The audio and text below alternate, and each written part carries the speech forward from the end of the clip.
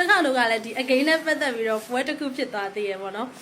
ကျမတို့က UK နဲ့ US ကွာတာပေါ့နော် UK မှာကကြတော့ဒီ again နဲ့ပတ်သက်ပြီးတော့သူက IPA ကိုဘယ်လိုမျိုးဖော်ပြထားလဲဆိုရင်နှစ်ခုဖော်ပြထားတာပေါ့နော်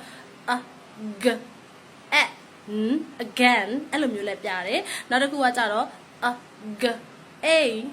again အဲ့လိုမျိုးလဲပြတယ်အဲ့တော့ UK မှာကကြတော့ကျမတို့ again အဲ့လိုလဲထွက်လို့ရတယ်လို့ again အဲ့လိုမျိုးလဲထွက်လို့ရတာပေါ့နော် US မှာကကြတော့သူကဒီ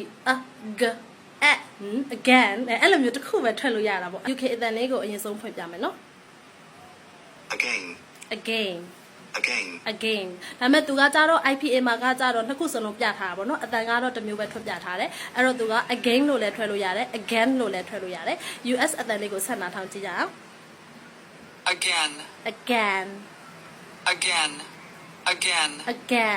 again ဟုတ်ပြီနော်အဲ့တော့ UK မှာဆိုရင်ကျမတို့က again အဲ့လိုလဲထွက်လို့ရတယ် again အဲ့လိုလဲထွက်လို့ရတယ် US မှာကကြတော့ again အဲ့လိုမျိုးလေးပဲထွက်လို့ရတာပေါ့နော်